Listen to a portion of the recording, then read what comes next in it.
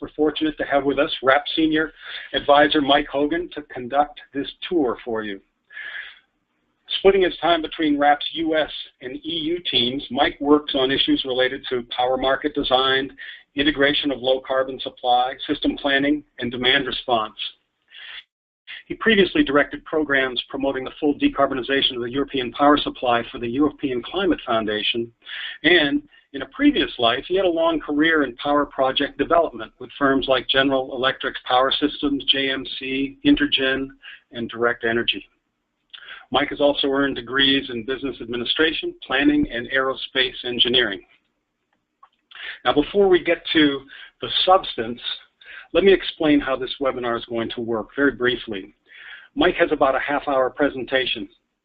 Then he'll answer questions until about 5 minutes to the hour, and then wrap up with some final thoughts. With that, at the top of the hour, we will end our 60-minute session, but if there is interest, Mike will continue to answer your questions for an additional 30 minutes. Since there are so many of you, about 500 registrants, we prefer to hold the questions until Mike has completed his presentation. The exception to that, of course, would be if there are one or two burning, clarifying questions. If so, please type them in, and we'll do our best to see that Mike addresses them. Now, this presentation is going to be recorded, so we can put it on our website so you and others can access it at a later time. And finally, we ask that you take a few minutes after the webinar to fill out a survey. That's a misnomer. Actually, it's only 2 questions. Take the time, please, to answer just 2 questions. We need your thoughts, and getting your insights will help us be more responsive to you all in the future. With that, take it away, Mike. Thanks, Dave. David forgot my philosophy degree, which I find tends to be more useful than you might think in these discussions. We have a lot to get through, and I suspect there will be quite a few questions, so let's power on. The overarching theme of what we want to talk about today is facilitating the low-carbon transition reliably and affordably in an organized market environment. We don't want to get into discussions about whether organized market environments are better or worse than regulated monopoly vertically integrated environments. That's a whole different discussion. This is really just intended to look at key choices that can be made in organized market environments to make sure that the market is working with rather than against the low carbon transition. So reliability is essential. We always try to keep reliability paramount along with the other objectives that we all hold dear. And when we talk about reliability, it's always quite entertaining, a lot of fun to get into a debate over energy-only markets versus capacity markets. And it is an absolutely fascinating discussion. But it too often revolves around a miscasting of the key question, the key issue. The focus tends to be on how much investment in how much capacity is happening versus how much is needed to maintain reliability. But that ignores 2 other aspects of it, which is the market driving the right kind of investments to ensure reliability at the least reasonable cost? Next slide, please. So let's first look at the topic that tends to get everyone's attention, which is firm capacity and firm generating capacity equivalents, such as dispatchable demand response. Slide, please. This is a graph that's based on a review of published data from a number of system operators in a range of organized markets. And it's ordered in order of ascending extensiveness of intervention in the markets administratively to deal with concerns about the level of investment taking place relative to the reliability standard. So you see there ERCOT being at the top, having arguably the least invasive or least intrusive intervention in the market in this respect, moving on to New York ISO with its 6-month forward look, and then PJM with its 3-year forward look and 1-year commitment periods, and then ISO New England 3-year forward, 1-year commitment periods, but up to 5 to 7 years available as an option for new resources. And then you see the 2 Australian markets there, the NEM and the Southwest Interconnected System. And the middle part of the graph looks at the question of what has been the average annual amount of investment in new build in each of these markets as a percentage of the 2014 peak, as a sort of a way of looking at whether these markets over the period that they've been liberalized or organized have tended to attract new investment. And what you see there is frankly no particular pattern or correlation emerging of better or worse based on the extent to which administrators, system operators intervene on behalf to meet reliability standards. On the right, however, you do see an interesting correlation or pattern emerge. That depicts the, looking at 2015, the ratio of full firm installed investment to the target reserve margin in each of those markets. And interestingly, you see what you see is a tendency as the intrusiveness of the intervention or the administrative the heavy-handedness of the administrative intervention grows. There's a tendency to overinvestment in these markets. There can be a lot of reasons for that, and a lot of people discuss this. And, it's an interesting debate. I would suggest that one of the reasons, one of a number of reasons, would be, sorry, go back for a moment, would be that system operators faced with problems with the existing mix of resources or capabilities in the assets on their system have a tendency to patch over it by simply building new or incentivizing the construction of new generation rather than addressing the underlying problem. Next slide, please. This is adapted from a recent IEA Power of Transformation report. It's one way of looking at the what I think a number of people have concluded, which is that when it comes to the question of how much investment in capacity is needed in a market to meet the established reliability standards, it is very much the case that how much depends on what kind of investment. What we're looking at here is an analysis of the same system with the same penetration of renewables into the system, the same reliability standard, and the same demand profile. But in the legacy case, the balance of system is dominated by inflexible baseload generation, some mid-merit, and a small amount of peak. And this is a pretty typical legacy system, at least in Europe and North America. And the bottom is a transformed system where that same system has, go back please, has transitioned to a system that has much more mid-merit generation, much smaller share of baseload. And what you see is at the top, the legacy system, each category of generation, baseload, mid-merit, and peak, is operating at a level of utilization that is simply below what is financially and technically sustainable. It's a system that can maintain reliability, sure, but it's a very unstable condition and also a very expensive solution. The bottom, in the transformed system, you see a system much more dominated by mid-merit, where all three categories are operating in the range that you would want to see them. Certainly mid-merit is a little low at 39%, but that's considerably better than in the legacy case and in the range, toward the bottom of the range of what would traditionally be considered viable for mid-merit.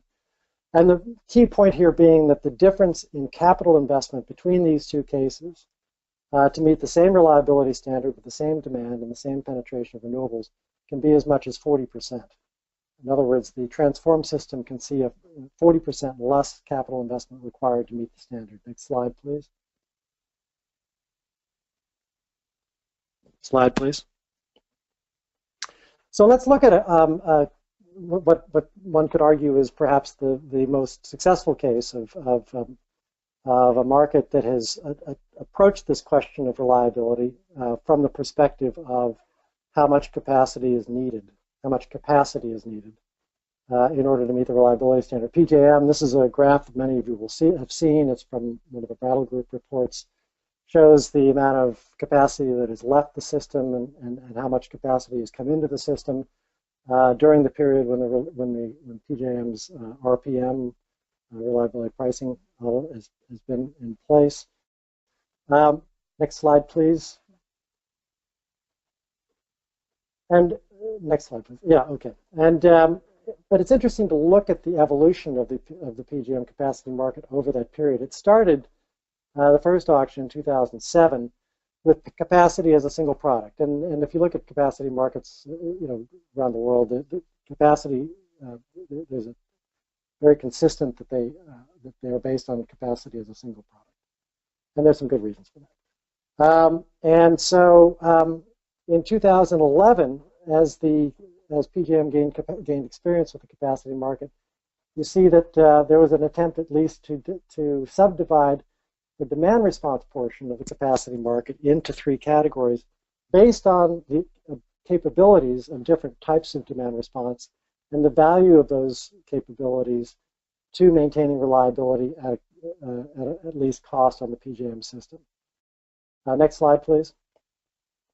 In 2014, as proposed, to a great extent in response to the polar vortex, you saw a further attempt to subdivide the PJM capacity market into capacity that met certain much higher performance standards in order to qualify, and then other capacity which was referred to as base capacity, which was the capacity standards that had to be met traditionally in the PJM capacity market. That got a lot of pushback from stakeholders, and what you ended up with, next slide please, was going all the way back to truly capacity as a single product, but now all capacity, as of next year's auction, will have to meet the higher performance standards. And we can spend a lot of time talking about the dimensions of that reform, but in essence, that evolution in the PJM capacity market, I believe, demonstrates the difficulty of taking a parallel market that is denominated in megawatts of capacity and making it dance to the tune of the various requirements on an integrated power system that are required in order to, not just to meet reliability, but to meet reliability at an efficient cost. And so when I say we need to get out of the capacity market box, I'm not saying that we need to put capacity markets aside. We can have that discussion as well. What I'm saying is we need to think beyond capacity markets. We need to think about what else needs to be done in order to make these markets more responsive to the growing need for flexibility, especially as we move forward on decarbonization. Next slide, please. So let's look at some of the ways that markets can get at cheaper and more effective alternatives than continuing to try to squeeze more flexibility out of raw megawatts of generating capacity. Next slide, please. Very quickly, this is a slide from one of the recent IEA Technology Perspectives reports. Shows as the penetration of renewables, variable renewables on the system grows, the growing need for flexibility, and you start to get up into more and more expensive sources of flexibility, both on the supply side and on the demand side. Next slide, please. So if we look at a traditional system, the continent-wide grid in the U.S. and the comparable one in Europe, we're certainly one of the great technological achievements of the 20th century, but nimbleness and flexibility has never been claimed as one of its most salient characteristics. So traditionally, most of the flexibility that we have on power systems came from the ability to exercise generation, and to some extent from grids and interconnectors. Next slide, please. However, as we look at ways to access more flexibility on the system, one of the most productive ways we've seen recently is to look at what I refer to as market geography and market operations. And by that I mean the footprint over which systems are balanced in real time, and the processes and tools that are used to do that. Next slide, please. Then we can look at the question of how energy and services markets are structured, the ways in which they form prices, and what markets are in place for the range of ancillary services required in order to maintain reliability, not just at hours and days and weeks time scales, but also at seconds and milliseconds timescales and minutes timescales. And as you can see, these are, the visual impact here is meant to communicate the fact that these are not just different sources of flexibility, but they are very much interactive. And to the extent that you can access lower cost flexibility from one source, you can reduce your dependency on higher cost flexibility from other sources. Next slide, please. Finally, we'll look at the very important role of demand-side participation and storage in providing additional flexibility at lower cost and more effectively. Next slide, please. So let's talk very briefly about market operations, market geography, and grids. In North America, most organized markets have actually gone quite a ways down the road on this. Europe, the European markets are to some extent further behind. And this, what I'm speaking about is expanding the footprint over which the system is balanced. In other words, larger balancing area authorities, and reducing the length of scheduling and dispatch periods from the traditional 1 hour period to as quickly as 5 to 10 to 15 minutes, depending on the market. This is a graphic from one of a number of really good reports or studies that have come out of NREL on this. Michael Milligan's done an awful lot of good work on this. And what you see here again is as you move from smaller areas to larger areas, the cost of one particular category of reserves, and this can be extended to a whole range of other services required, the cost goes down as you go from smaller balancing areas to larger balancing areas, and the cost goes down dramatically as you move from longer scheduling and dispatch periods to shorter scheduling and dispatch periods. Next slide, please. This is one look at a current exercise underway of trying to act on the benefits of moving to bigger markets and faster markets. The Western Interconnect in the U.S. Has traditionally been largely resistant to the ISO RTO movement, with the exception of California, and continues to be so. However, the growing penetration of renewables into the Western Interconnect is one of a number of things that has been pushing system operators, balancing area authorities in the West to move more in the direction of what has been referred to as an energy imbalance market. Many of the features of an ISO RTO are going all the way to an ISO RTO, and we can have a long discussion, and I'd be interested in hearing more from some people who know more about it, about where that's going to end up. But as you can see again, the benefits that are expected from consolidating balancing area or effectively consolidating balancing area authorities in the Western Interconnect are expected to be quite dramatic. Next slide, please. I don't want to spend a lot of time. Sorry, go ahead. Mike, can I stop you? Can you please define mid-merit?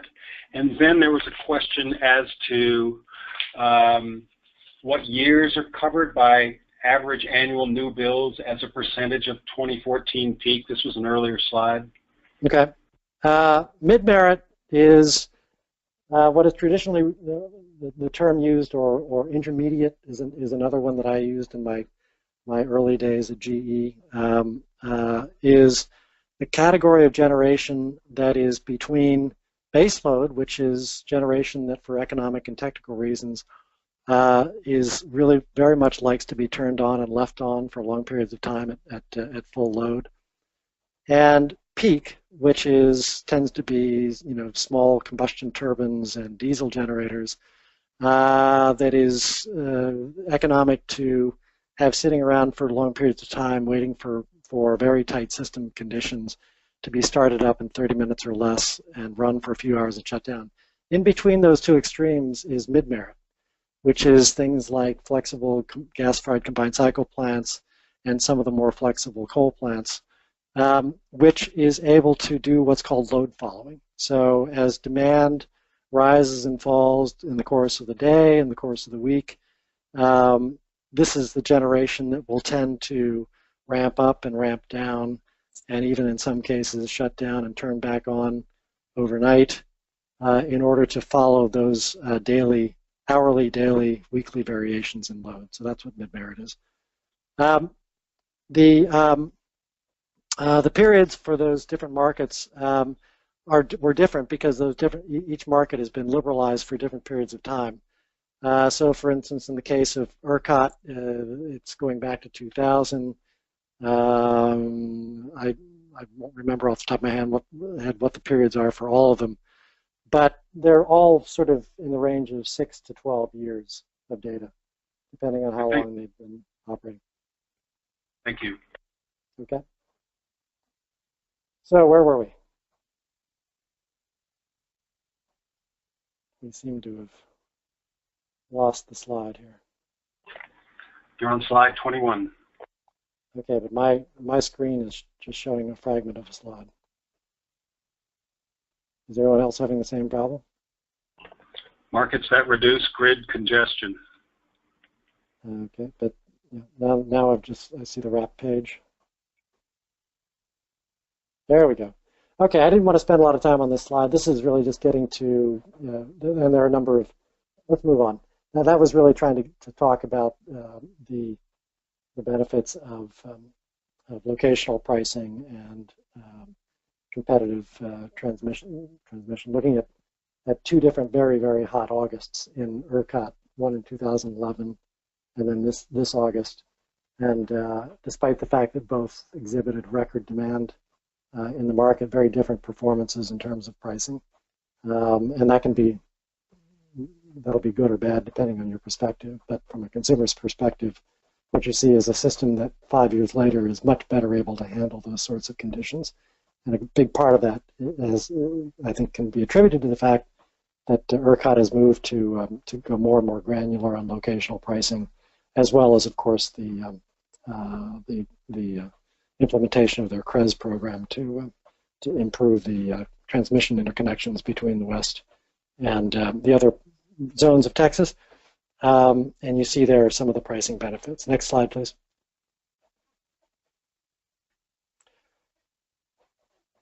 Okay, let's talk about activating the demand side as a source of flexibility, a low-cost, effective source of flexibility on the system.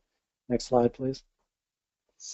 So this is just my sort of suggested 3 pillars of an effective energy market: world-class competition and market monitoring and enforcement, better energy price formation, energy market price formation, and then the lower left-hand corner, enable demand response and demand aggregation.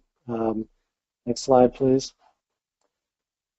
So when we talk about demand response and demand aggregation in a decarbonizing power system, we're talking about something that ultimately is going to be very different from your grandfather's peak shaving.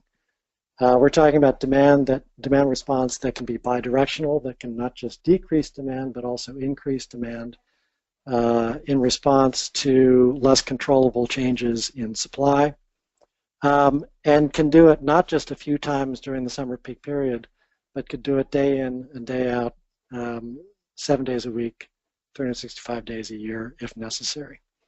So what you see here is a graph from the 2010 Roadmap 2050 project that we did in Europe. This is a typical summer week in a system with 60% of the annual energy coming from renewables, about a little over half of that, say between 30 and 35% of annual energy coming from variable renewables. And you can see there the benefits of being able to move only 10% of daily demand within the course of the day. And that's a lot less challenging than it even might sound, and to me it doesn't sound that challenging. But in a system that has a lot more electrification of heat and transport, there's much more potential for daily shifting of demand within the day. Next slide, please. This is just another look at it. Goran Strabak from Imperial College London, who's done a lot of good work on this. And this shows one way of looking at shifting demand response in response to system conditions within the course of a day for electric transport, And one of the interesting things about this slide is it shows shifting it from business as usual with all of the demand coming in the evening hours to spreading it across lower demand hours. That's the way you'd look at it in a traditional system. In California, for instance, where we hear a lot of talk about the duck, having all of that, or a good deal of that demand during the evening hours may actually be a good thing, or maybe a bad thing, actually just the opposite. But anyway, the point being that there's a lot of shiftable demand, and what is needed is a business case for people to invest in exploiting that shiftable demand. Next slide, please. This is an analysis that some of you may have seen before. It looks at a number of the various energy storage options for increasing flexibility in the system.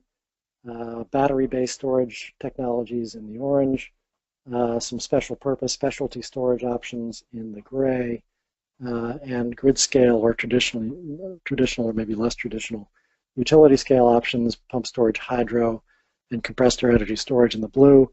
And the lower left-hand corner, lower left-hand being considerably less expensive to own and operate, is demand side or end-use energy storage in electric hot water heating, ice storage, air conditioning, and refrigeration, and other forms of end-use energy storage. The point being that there are lots of ways to store energy and lots of potential for storing energy, at least for what is going to be required over the next 10 to 15 to 20 years. And some of it comes at a considerably lower cost than others. Next slide, please.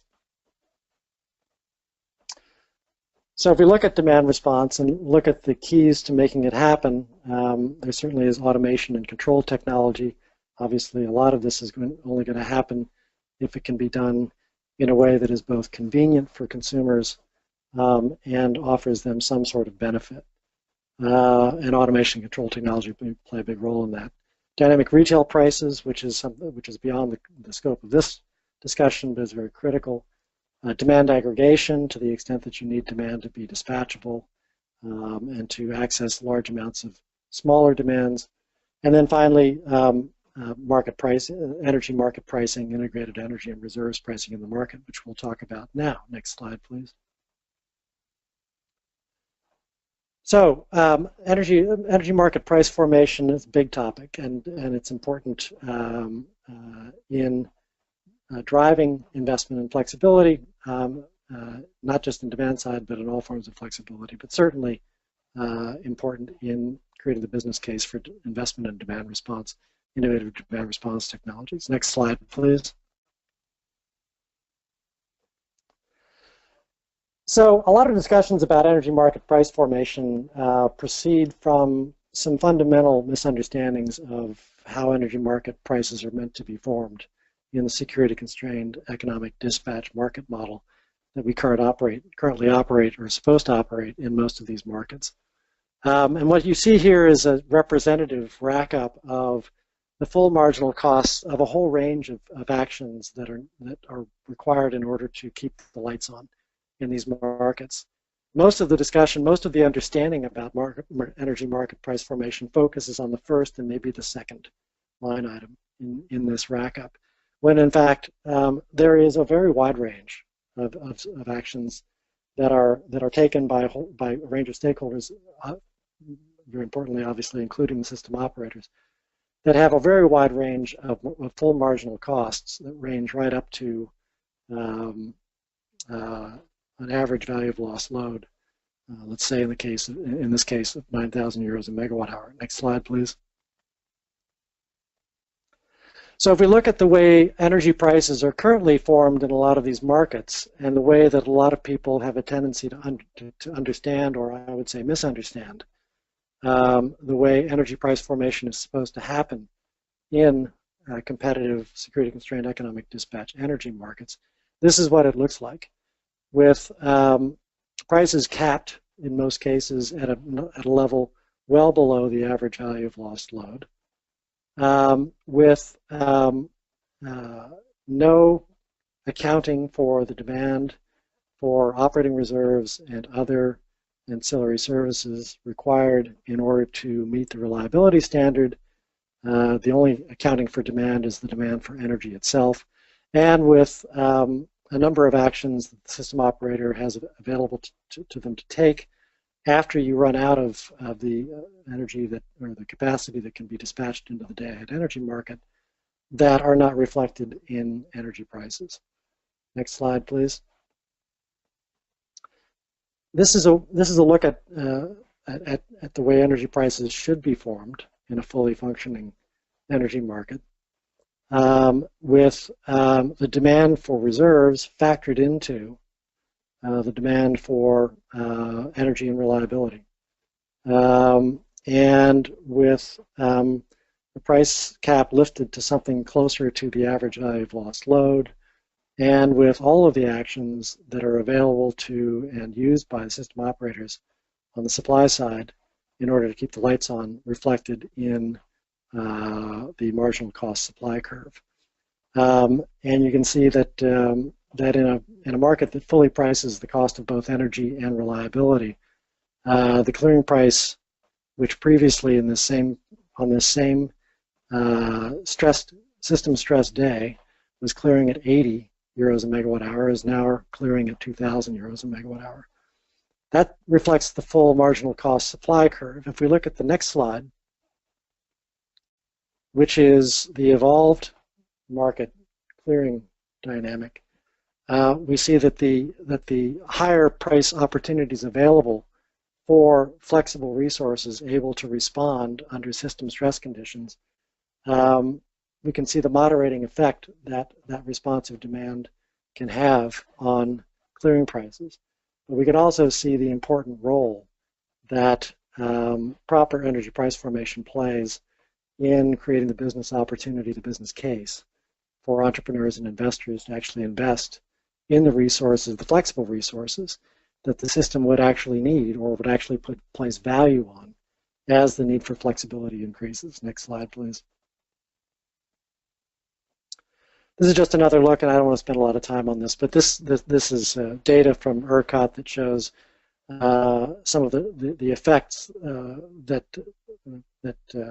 of moving from zonal pricing, so sort of less granular locational pricing that they were using in August 2011, to more granular nodal pricing in August 2012. And there are a number of factors that played into the differences in the price outturn prices, dispatch period prices, but overall, at a large scale, a very different profile of pricing behavior in the ERCOT market. Next slide, please.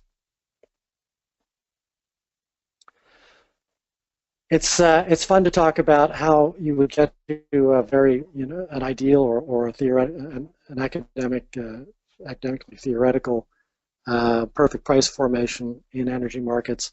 We all know that that's going to be difficult and is probably a lifelong project in most of these systems. Certainly something that needs to be pursued. But administrators and system operators do have a legitimate concern about making sure that the market is bringing forward or is delivering the price signals necessary to bring forward the needed investment. But there are one of the options available is as an alternative to focusing that intervention on capacity, is looking at what an ERCOT is called an operating reserve, which develops price adders to be added to energy and balancing services pricing based on the extent to which the supply of reserves available to the system operator falls below what is needed to maintain their ability to meet the security supply standard. Next slide, please. What we see here is the actual price performance in ERCOT over the summer of 2015 in blue, and the summer of 2014 in blue, 2015 in red, under the ORDC, the operating reserve demand curve in ERCOT.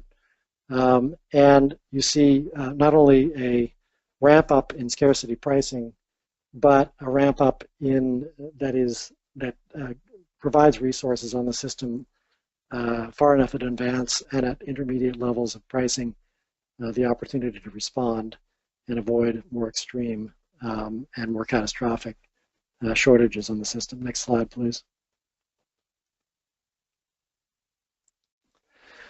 And thinking back to the demand response in particular, but flexibility in general, the three markets on the left are markets that have interventions focused specifically on improving energy and balancing market pricing. Three markets on the right have parallel, separate, capacity-based interventions. And what you see is quite a difference in the range of price swings.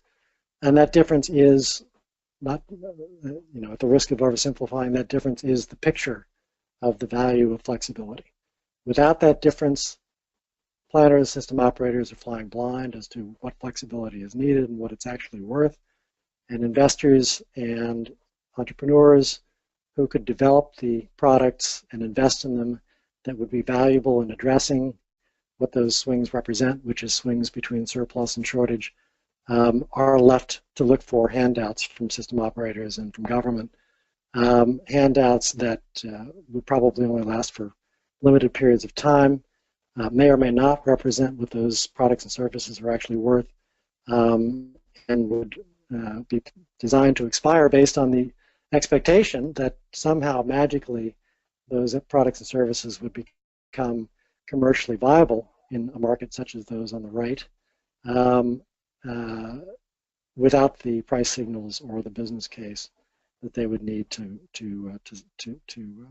succeed. Next slide, please.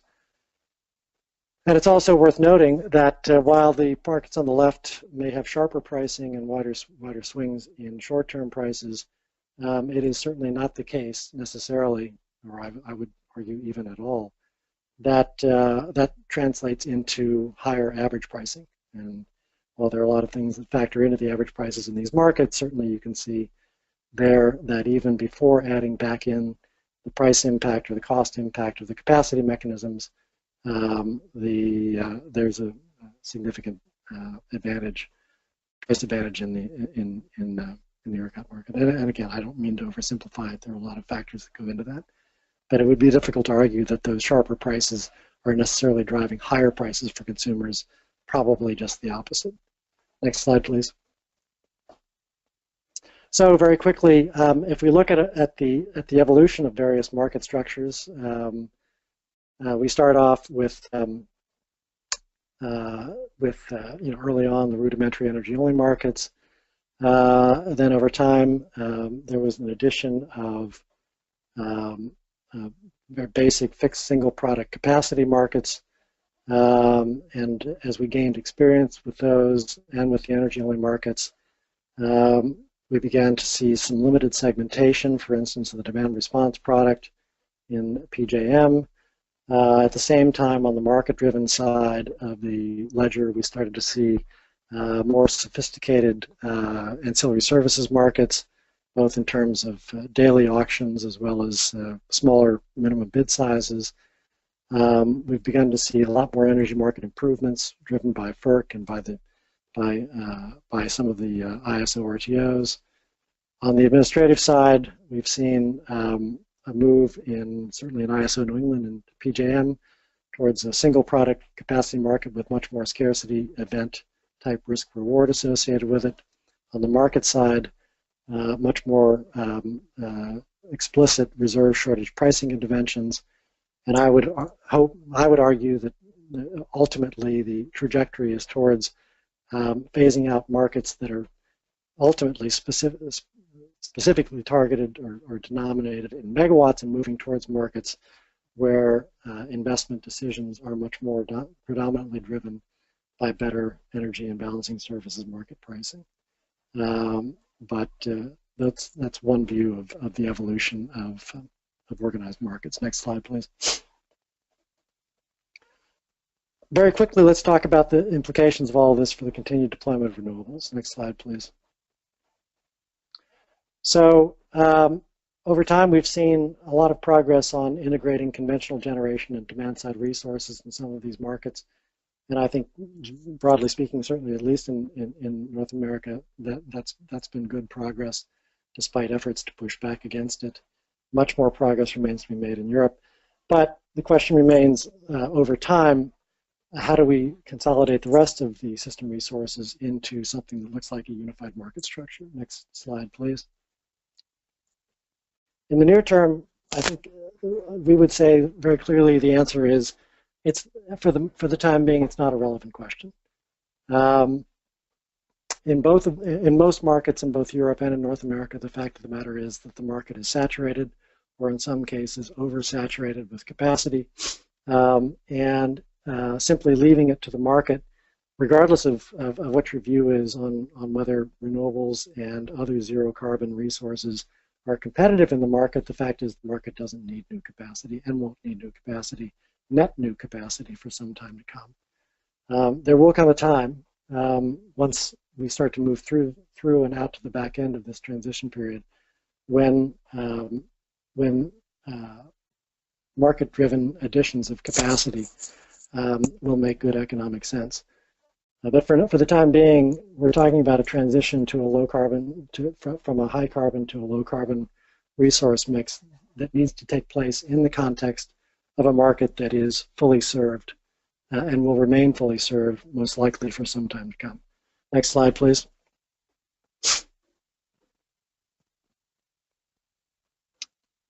Jake. This is just a look at, let's move on. This is a look at capacity, overcapacity in the EU market, both with and without full credit for the added renewables capacity. And in either case, Europe is a picture of significant overcapacity, and much the same can be said of most markets in the US. Next slide, please. So progression, we've moved, I think we've started to move from binding targets and deployment support to different kinds of targets, use of auctions to control the cost of support programs, the gradual introduction of more and more balancing responsibility for renewables, and those are all positive, I think, developments. As we move further into this, the question will become much more urgent as to how we converge zero carbon resources such as renewables and perhaps nuclear into the larger market. And that's an important question, and hopefully people took away from the discussion around energy market price formation that there actually is a basis to expect more of that than most people seem to realize. But that's a discussion that is still many years away. And I think the discussion about what markets can and should do with respect to renewables needs to be recognized that we should not be distorting and contorting market design and the unrealistic expectation that if we simply leave it to markets, or if we simply put a price on carbon and let the markets do it, it's going to happen. Because if we look at the level of saturation of capacity in these markets and the time period over which we're talking, it's simply unrealistic. Next slide, please. And so I want to leave it at that. I think that we've gone a little bit longer than expected, but hopefully there'll be some good questions. Great, thank you, Mike. That was terrific. There's one observation we received with respect to the 3 pillars of an effective energy market. In other words, the goals of preserving reliability, promoting environmental sustainability, and affordability. The observation goes like this: what's missing is the role of governance, and specifically whether all stakeholders are well represented and resourced, and levels of accountability of the RTO. Any observations on that? Well, I think it's a good point. I mean, I think some of that overlaps with the point that I had on that slide about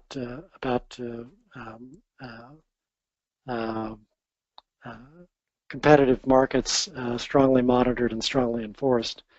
But obviously, I think the point goes beyond that to some extent, in making sure that the parties that are involved in doing that are themselves properly subject to proper oversight and have adequate representation from stakeholders. And I think it's a good point. I mean, we could certainly add that to the slide. But I also think it's worth pointing out that as someone who spends a lot of time in Europe and working on these issues in Europe as well, I can tell you that from that perspective, we look longingly at the amount of effort and expertise and time and money that has been invested in the U.S. ISO RTOs in a very sophisticated market competition, monitoring and enforcement regime that I think is frankly the envy of the only other place that has a comparable level of monitoring and enforcement is arguably the NEM in Australia. And I think it would be a mistake to overlook the extent to which that has prepared us for doing much more in the way of liberating price formation in the energy markets than, frankly, a lot of jurisdictions have been willing to undertake. So, absolutely, I think the governance issue is a key part of this. But I for one think that much more progress has been made specifically on competition marketing and competition monitoring and enforcement in the U.S. ISO RTO markets than they tend to get credit for. That doesn't mean that there are not other issues involved here, but I just want to make that point. Great, thank you. Folks, be sure to type in your questions here for Mike. Mike, an observation and a question. Would help to be more explicit about how this relates more directly to moving to a low carbon system. Assumption seems to be only renewables and net zero carbon, nuclear or lower carbon gas. Last comment said markets can't work, but title of presentation is how to leverage markets. Which is it? Well, it's I think drawing this discussion as markets or no markets is, unfortunately, is not going to be possible. I think that markets don't exist in a bubble. Show me a market that does not have strong interventions of various types to look after competition or consumer protection or safety or environmental issues, and that simply does not exist. Markets deal with these things all the time. Successful markets, and the electricity market, the power market is no different.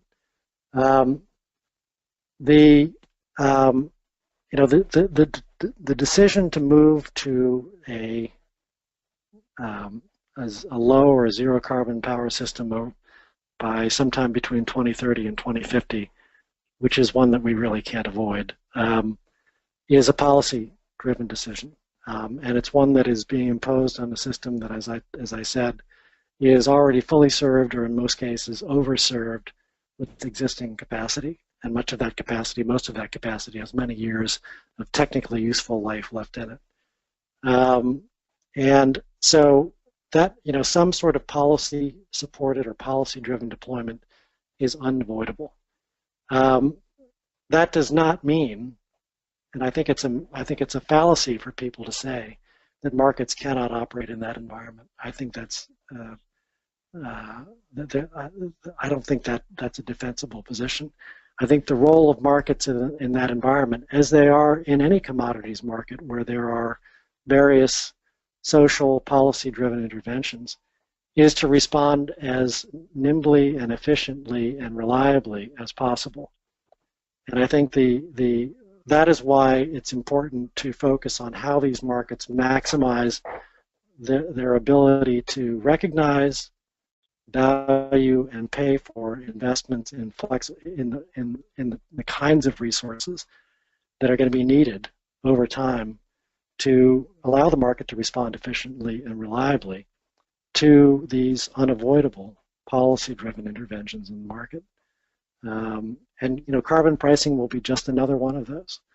And they're big fans of carbon pricing, big fans of making sure that you take the revenues from carbon pricing and recycle them into appropriate actions to reduce the cost of the overall program.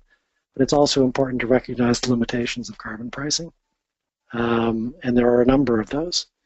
And so whether it's, we're looking at putting carbon price adders into energy bids and RTO markets, or just going straight to what that effectively is, which is a carbon tax or a carbon trading program, those are all good things. And they help the market to better recognize what is going to be needed. But I think the underlying drivers for improving the way the energy market itself works are not things that need to be done just to accommodate the growth in zero carbon resources.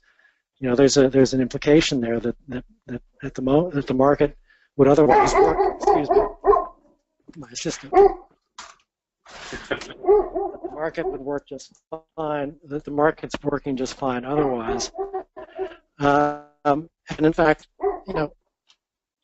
average energy prices of $20, $30, $40 a megawatt hour, which are based on the current marginal fuel cost of generation, aren't working for anybody either. But that's not the way the market was meant to work. So what we're talking about here is basically, to get back to the bottom line point, is that the role of markets, we should be clear. I'm suggesting that we should be clear about what the role of markets is in the face of a policy decision to move to a decarbonized power system.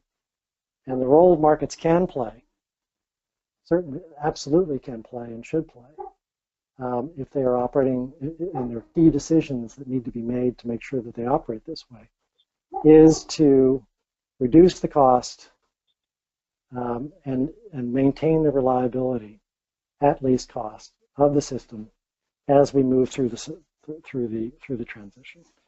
Does that mean it's going to be easy? No. This transition is not going to be easy. It's going to be challenging, and there's no way to get away from that. But we need a market that's working with us and not against us. Okay. A question: would a fully loaded real-time price help resolve problems? Well, I think that's certainly what we're suggesting here is that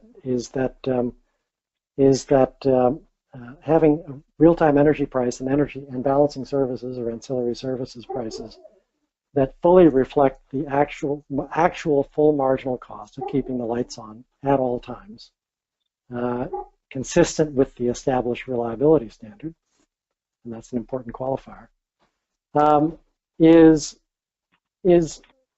not only a way to make sure that the market fully values investment in the right amount and right kind of resources, but in our view, in my view, is the best way to make sure that it values not only the right amount of resources, but the right kind of resources. And that is, I would suggest, even most especially true in the case of demand response, innovation in demand response products and services. It is simply unrealistic, in my view, to think that that innovators and investors are going to bring forward the kinds of demand response that is absolutely technically and economically feasible right now. And I would include battery storage and ice storage, air conditioning, and refrigeration, and electric hot water heaters in this. It's unrealistic to expect those innovations to come forward in the sustainable fashion they need to come forward in order to respond to the needs of an increasingly zero carbon power system without the basic fundamental business case, business rationale for them to do so.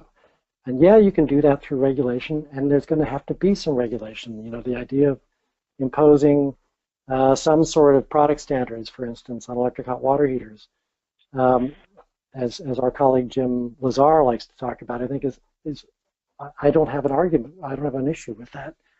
But I don't see. Getting to that point is going to be so much easier if people can actually see what the real value of those is, what the real value of those standards would be relative to other options, such as advanced electric battery storage, which is still very, very expensive and is projected to continue to be very, very expensive relative to some of the more readily available and less costly options.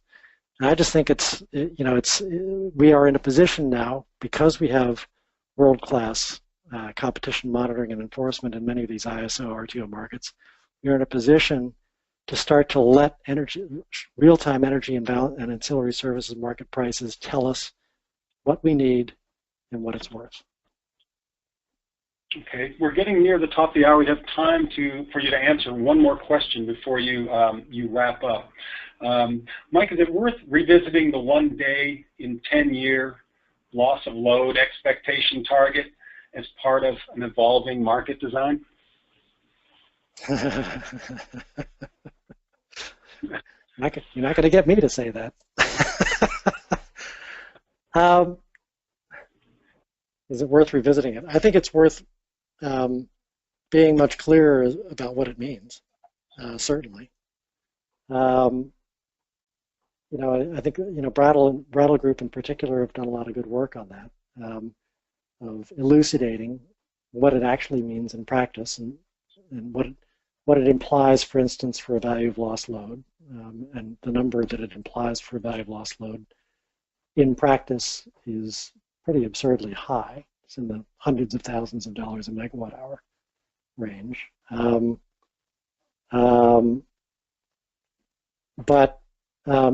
That's the standard we have at the moment. We can talk about where it came from historically. It's the standard we have at the moment. There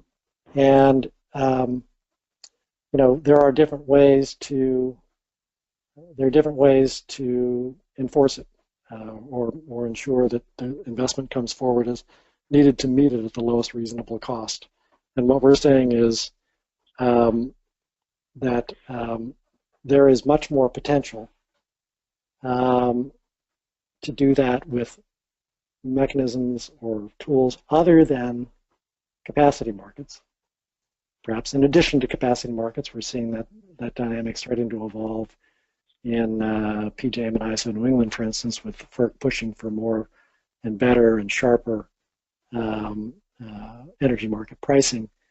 There are different ways to address that standard and ways to do it in such a way that are ultimately going to produce much more efficient and reliable outcomes in a decarbonizing power system than the tools that we've been using based on a model of how the power system works that is increasingly outdated.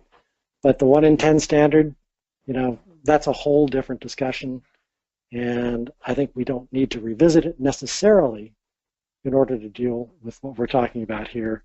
But we certainly do. We would greatly benefit if people had a much better understanding of what it actually means. Okay, well, thank you, Mike. We're nearly at the top of the hour. Why don't you take a minute to wrap up? Okay, so key takeaways, as simply as possible. The objective, delivering clean, reliable electricity at the lowest reasonable cost in organized market environments. The first message is how much depends on what kind. The message there being that especially now in a decarbonizing power system, capabilities, resource capabilities, are at least as important as resource capacity. And we need to be able to access those capabilities from whatever resources are the most effective and the lowest cost. Second point being that there are critical market design choices that can make all the difference. And markets don't exist in a vacuum. Most of those choices, we've made choices on most of those issues, either consciously or unconsciously, or deliberately or by default. There are good choices and bad choices that can be made on a number of those dimensions, those dimensions of the market design. And what choices we make can have a big impact on not only whether or not we maintain reliability from the millisecond level right through to the hours and days level, right through the transition, but as importantly, that we do it at the lowest reasonable cost. And finally, that the critical net growth in zero carbon investment for very practical reasons simply will not be market driven for the foreseeable future. Eventually, we will need to tackle the question of whether or not the current market design we'll work with it. I actually believe that if you think about energy market price formation in the way that it was meant to be implemented, there's a good reason to expect that much of that can be handled. But for the immediate and foreseeable future, that net growth and zero carbon investment is going to be a policy-driven deployment. And the role of the market is to make sure that the system maintains reliability at the lowest reasonable cost through that transition. And I think that what we've talked about here today are how a number of these critical market design choices can move us in the right direction and away from the wrong direction. Great. Well, thank you, Mike. That was a terrific presentation, and thank you all for participating today. Please remember to watch your email. We'll be sending links to this recording, to this webinar recording, along with a slide deck for those of you who registered. And with that, I hereby formally close the session. But as I mentioned earlier on, we're going to stay on the line for another 30 minutes, Mike, to continue addressing your questions. Hey, Mike.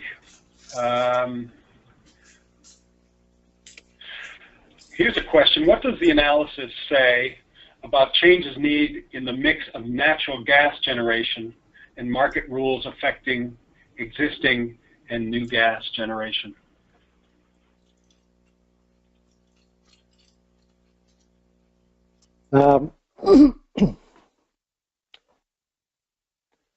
Say that again, David. What does the analysis say about changes needed in the mix of natural gas generation and market rules affecting existing and new generation?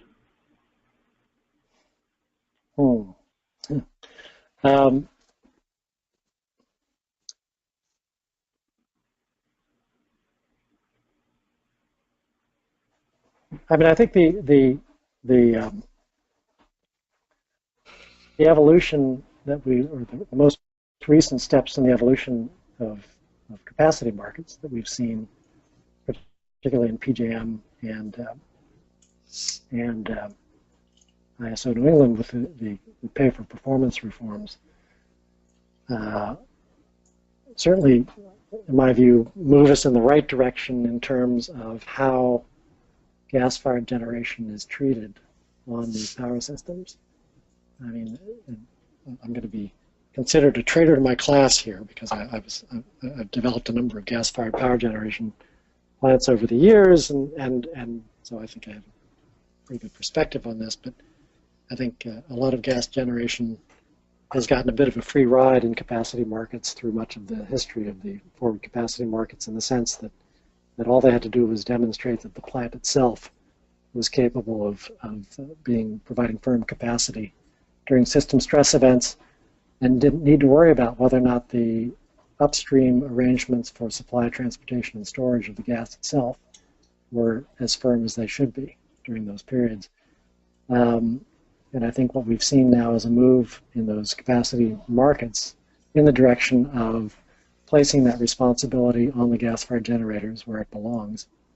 And in response to that, we're seeing a lot of innovation from the gas-fired generators, so that things like forcing electricity retail customers to pay for huge new investments in long-haul firm pipeline transportation capacity may turn out, in fact probably will turn out, to be unnecessary, more expensive than is needed to fix the problem, because the gas-fired generators themselves are finding more innovative and lower cost solutions. Beyond that, I think whether it's in capacity markets that do a better job of rewarding more responsive resources than they did in the past, or whether it's full marginal cost real-time energy price formation, or it's a combination of the two, I think the analysis says that we certainly can and should move in the direction of ensuring that whatever generation capacity or other resources, capacity equivalent resources, do get built or get invested in, are going to stand or fall based on their ability to make a lot of money when the system is most in need of their services, and be nimble enough to avoid making very little money or losing money during periods when their services are not as much needed.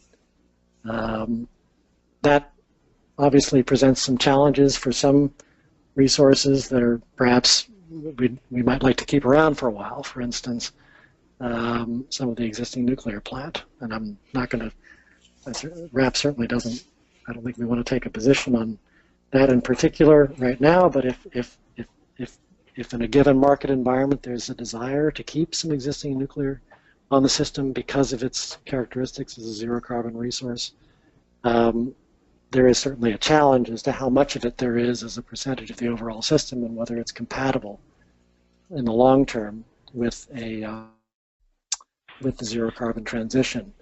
But I think most of the analysis that we've done, that European Climate, that I did at the European Climate Foundation, and REL and others have done, concludes that there is certainly some room for some of that type of less flexible capacity, but the market needs to make it clear how much of it it makes sense in response to the market's needs, and how much of it and when it goes too far. I don't know. Hopefully that answers the question. Great. You touched on this, but we have this question. Can you please provide an example of especially effective ancillary service products that assist with flexibility and reliability for renewables integration? Yeah. I mean, there's always really almost from the inception of these markets, there have been various markets implemented in specific ancillary services, whether it's operating reserves or frequency response or reactive power, and those, I think those have, as these systems have evolved and under various pressure from various things, such as there was a study done a number of years ago to look at the decline in spinning reserve frequency regulation available to some of these markets, and initially that was attributed to the growth in renewables in some of these markets, when in fact it turned out that it was primarily because flexible generators in these markets did not have an adequate economic incentive to keep some spinning reserve available below their rated output. And so I think some of these markets in response have improved the way that their frequency response service markets work. They've gone more to, in some cases, even daily auctions for some of these services in order to be able to access the lowest cost options for providing the services from wherever they can get them.